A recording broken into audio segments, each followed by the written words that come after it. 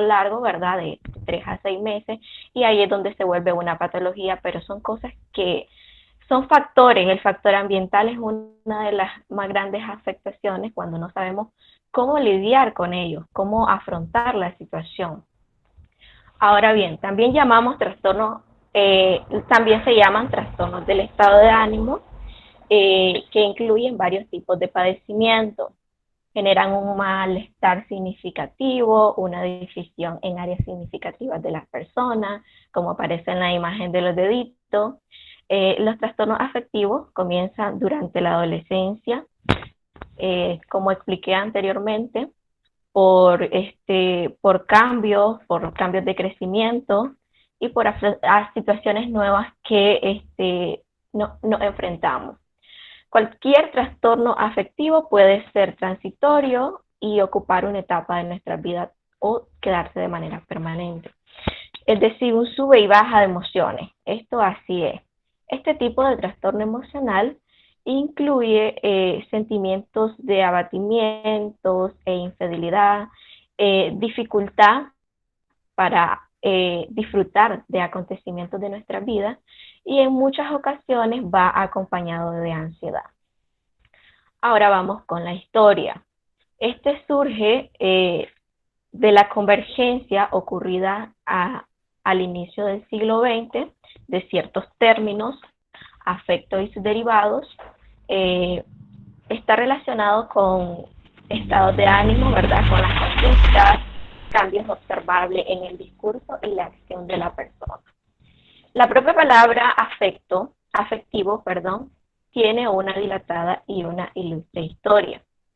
Es decir, es una panoplia de vocablos como de la emoción. Cuando me refiero a panoplias, me refiero a un sinnúmero de afectaciones, como distimia, como ciclotimia, como disforia, que son o sea, que son parte de ella, es decir, un sinnúmero, se presentan muchas. Ahora vamos con la fisiopatología general. En esta área son muchas las partes y afectaciones que ocurren en el área del cerebro, como la amígdala, es afectada también el hipocampo, es afectada también la corteza prefrontal, y en las personas deprimidas, en la parte de la amígdala, este, es una zona relacionada también, claramente, ya todos sabemos, con el procesamiento de las emociones. Eh, Tienen un impacto emocional en esta parte porque pues todos sabemos que la amígdala pues representa el principal núcleo del control de nuestras emociones, que ahí van los trastornos afectivos, como el miedo o el instinto también de supervivencia, y está situada en la profundidad del lóbulo temporal. Formando parte del sistema límbico, está relacionada con las emociones negativas, como el miedo o la ira. En el caso de las personas con trastornos afectivos, siempre están pensando de que todo les va mal, o inclusive en acontecimientos pasados, porque mi novia en aquellos entonces la rechacé o cosas así, cosas que todavía ya han pasado y todavía ellos siguen lidiando con esto y siguen teniendo más afectaciones, y entre más las procesan, entre más las piensan, muchísimas más afectaciones tienen. Ahora en el área del hipocampo, esta es una parte muy importante del sistema límbico, de una región cortical que esta se encarga de regular los estímulos como las emociones, el aprendizaje y la memoria. ¿Por qué hago mención en esto? Porque como les mencioné anteriormente, en los trastornos afectivos son muy afectadas tanto como los factores ambientales, como los factores sociales, el factor laboral, porque cuando se vuelve de manera permanente, la persona se siente incapacitada para realizar acontecimientos de la vida del día a día. También es un poco afectada parte de la corteza prefrontal, donde se procesa la información cognitiva, donde se vincula con funciones ejecutivas que nos permiten planificar, solucionar problemas, que es también ahí una afectación de los trastornos afectivos, donde nos permite memorizar, donde nos permite formar ideas. En este caso, ahora vamos con los trastornos afectivos más comunes. Son un sinnúmero de ellos, pero los más comunes en sí encontramos la distimia, que la distimia se define como un tipo de trastorno afectivo que aparece de una forma de depresión mayor, de una forma de menos severa, pero más crónica. Luego vamos con, en la distimia, los síntomas, pues, son tristeza, es una ansiedad, es una sensación de un vacío persistente, tienen también llanto excesivo, una disminución de la energía por completo, tienen también inquietud, irritabilidad, menor capacidad de concentración, porque se enfocan meramente bueno, su afectación en sí es estar triste, estar deprimido. El origen de los trastornos afectivos en este caso es multifactorial, es decir, que es demasiado complejo. Por eso hago mención de los trastornos afectivos más comunes, porque esto es demasiado complejo. Luego vamos con la depresión. La depresión, las personas que experimentan son las personas que experimentan un episodio depresivo, experimentan una sensación de derrumbamiento, se sienten tristes, irritables, sin energía. Y en el trastorno bipolar, pues son cambios de extremos en el estado de ánimo que comprenden altas y bajas emociones también, como la depresión, la manía, la hipomanía. Estos son uno de los más comunes. También están los trastornos adaptativos, que se lleva a cuando sufren, se desarrolla cuando las personas sufren muchísimo más estrés de lo normal, entre las cosas que les suceden en su día a día. También están dentro de la depresión los tipos, ¿verdad? También tenemos el tipo de depresión mayor, que tiene un origen como que más biológico, pero menor influencia, es decir, en los factores externos. También está la depresión reactiva, que es causada por una mala adaptación o circunstancias ambientales. Esto mencionaba cuando el adolescente, por ejemplo, no puede afrontar acontecimientos de la vida, cuando hay una pérdida de un familiar. Este es en el caso de una depresión reactiva. Ahora vamos con los tratamientos farmacológicos utilizados en los trastornos afectivos. Dentro de los tratamientos los dividí en tres, ¿verdad? Están los antidepresivos, los ansiolíticos, los psicoestimulantes.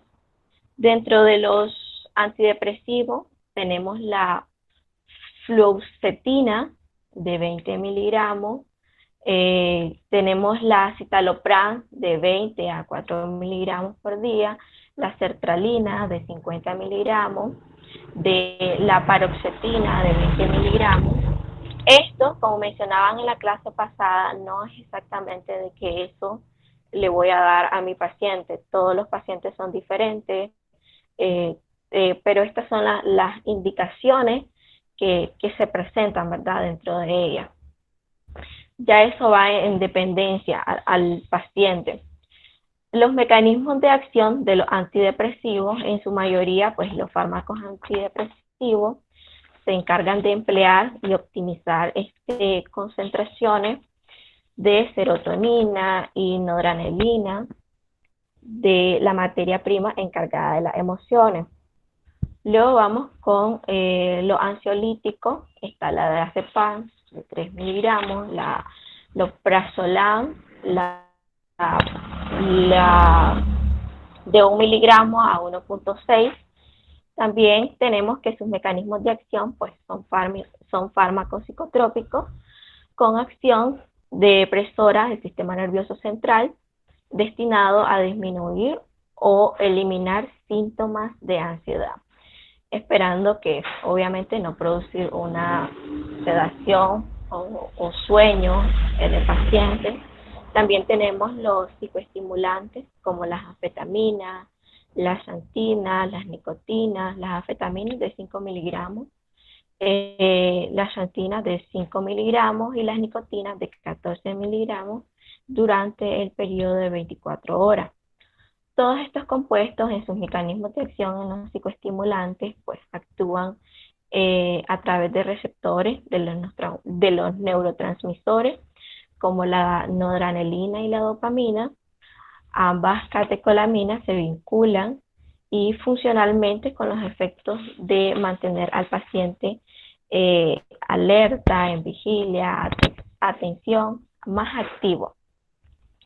Luego vamos con los efectos secundarios de cada uno de ellos, lo hice de manera general. En los antidepresivos, pues como todo antidepresivo, como todo ansiolítico, como todo psicoestimulante, presentan efectos secundarios, no en todos los pacientes, pero sí hace mención en ellos. En los antidepresivos tenemos las náuseas, aumento de peso, problemas de sueño, estos pueden aparecer durante el transcurso de la semana, ¿verdad? No del día siguiente a la mañana, porque un paciente te puede decir, a mí no me afectó, a mí no me provocó esto, pero a otros sí, ¿verdad? También están los ansiolíticos que pueden provocar síndrome de abstinencia con síntomas como cefalia o nerviosismo. También están los psicoestimulantes que aumentan la actividad de dos sustancias químicas en el cerebro, como la dopamina y la norepinefrina.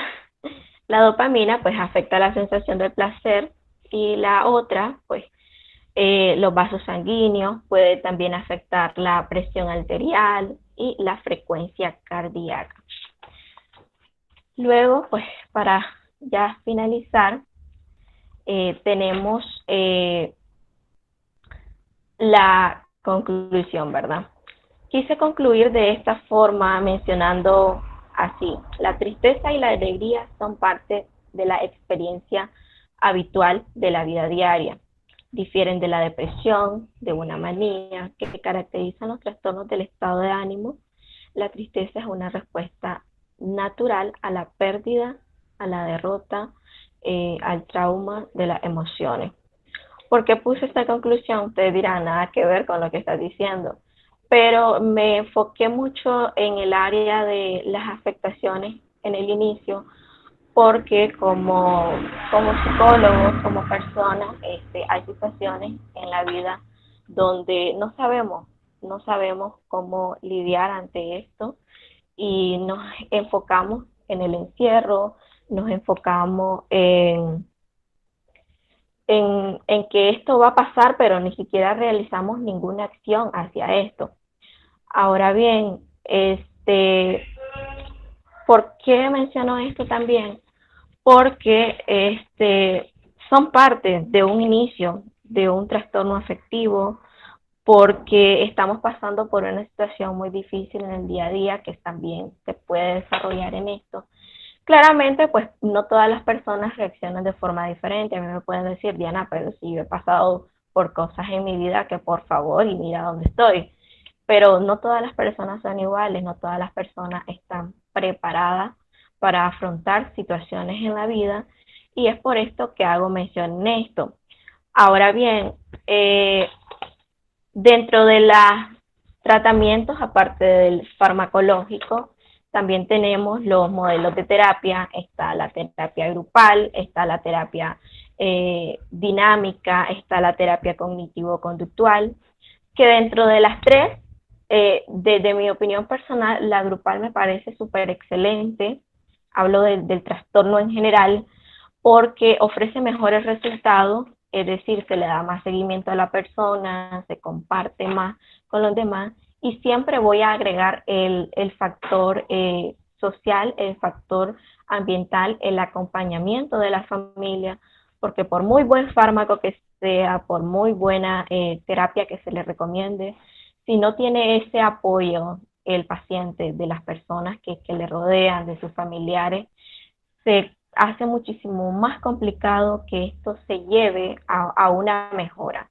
Siempre en todos los casos, tanto en este y como en otros trastornos, la terapia y el fármaco más el apoyo de su familia considero de que sería una buena elección. La terapia grupal, obviamente, por aparte, dándole al paciente de manera individual seguimiento acompañada con terapia grupal. Eso sería todo y espero que sea de su agrado mi exposición. Muchas gracias. Listo. Estuvo muy buena la exposición. Me gustó que hubiera relacionado mucho lo de las reacciones adversas con las situaciones de la vida diaria de los pacientes, porque es algo que les va a ayudar mucho en sus prácticas clínicas. Lo que sí, vamos a dar inicio a lo que es el video chat. En la parte del chat pueden comenzar con las primeras preguntas y así sucesivamente hasta que cumplamos los 10 minutos. Si Dios no nos permite, porque estoy trabajando por medio de datos también. Entonces, vamos a ver cómo vamos. Entonces, comencemos. Ok. Por ahí los Dice, leo. sí, aquí los leo. Dice prevalencia de la distimia. La prevalencia de la distimia es en 12 meses aproximadamente, según el DSM-5. Para el trastorno depresivo persistente, el 0.5%, y para el trastorno depresivo mayor crónico, el 1,5%. En esto me baso en el manual diagnóstico del DSM-5, ¿verdad? Dice causa del trastorno afectivo. Como lo mencioné en la exposición, las causas son muchas eh, en, en, factores ambientales, en factor social, pero también se debe a un desequilibrio químico en el cerebro. Eh, También en el área de los neurotransmisores, ¿verdad? Que era lo que ya estuvimos mencionando. También por los factores de riesgo, por situaciones inesperadas en la vida, que ya ahí se menciona en ello, o por un estrés crónico. ¿Qué tipo de terapia utilizarías para estos trastornos y cuál daría mejor resultado? Hice mención en la terapia grupal porque da muchos muy buenos resultados, viene de acompañamiento, viene como mencioné también, la familia, y claramente con un buen fármaco, pues daría mención, un fármaco de la elección. No todos los pacientes son depresivos, no todos los pacientes en este trastorno tienen un trastorno bipolar. Simplemente es de forma general, pero luego se analiza bien el caso y se ve en cuál se le da más seguimiento.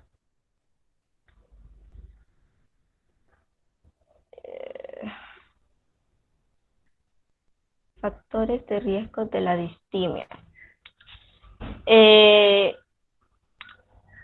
factor de riesgo de la distimia es que pueden aparecer un pronóstico así a largo plazo, pueden aparecer nuevos trastornos, como hice mención en la ansiedad, o puede también aparecer un trastorno de riesgo o de conducta, ¿verdad? Estos son uno de los factores de riesgo en la distimia. Eh,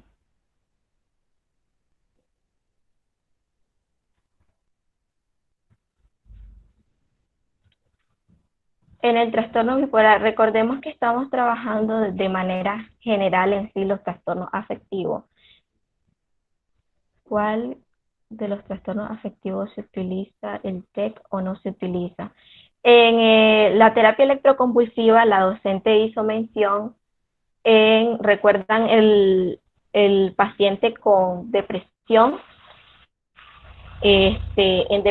La utilizaría en depresión mayor grave de adultos, que la docente hizo mención en ello y explicó, y se utiliza para una depresión persistente, la terapia electroconvulsiva. Si tuvieras un paciente con un trastorno, ¿qué proceso llevarías a cabo? Como primer objetivo, recuperar el tono vital y habitual de la persona. Es decir, que sea capaz de afrontar su día a día, que esté consciente del problema que tiene. Como segundo, pues obviamente un tratamiento profesional con la ayuda de un psiquiatra, ¿verdad? Claramente para así poder dar mantenimiento al estado de ánimo de la persona. Y como tercer punto, identificando las fortalezas personales de esa persona, que por qué quiere en sí hacer una mejora en eso, qué es lo que lo lleva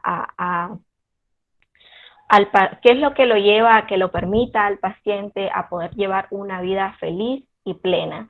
Utilizaría para empezar esos 3 puntos. Ya de eso, pues ya obviamente se haría una revisión, como menciono, sería acompañado de fármacos, sería acompañado de una buena terapia, según el trastorno que presente la persona. ¿Qué más? ¿Durante cuánto tiempo el tratamiento farmacológico en los trastornos afectivos?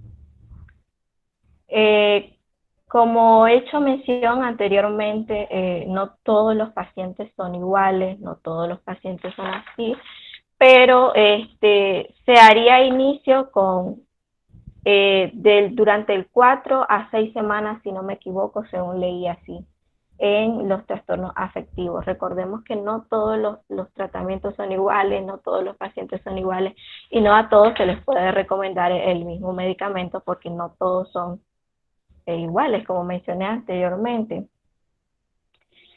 ¿Crees que la ciclotimia puede dar lugar a los trastornos afectivos? Sí, de hecho que sí, porque tiene características de cambios de variaciones de humor, porque pueden pasar de una euforia a una depresión, porque puede pasar de una tristeza a una melancolía, y sí, puede dar lugar a los trastornos psicóticos. ¿A qué edad inician los trastornos afectivos? Claramente no hay una edad exacta, pero hice una mención en la adolescencia en sí, porque es ahí donde se provocan los cambios, donde se provocan situaciones nuevas, donde se provocan, donde nos aparecen acontecimientos nuevos que no sabemos cómo lidiar con ellos, no sabemos cómo iniciar y ni siquiera sabemos que por qué suceden. Hice mención en la adolescencia, Jocelyn Borges. Creo que esas son todas. Creo que ya las respondí todas, profe.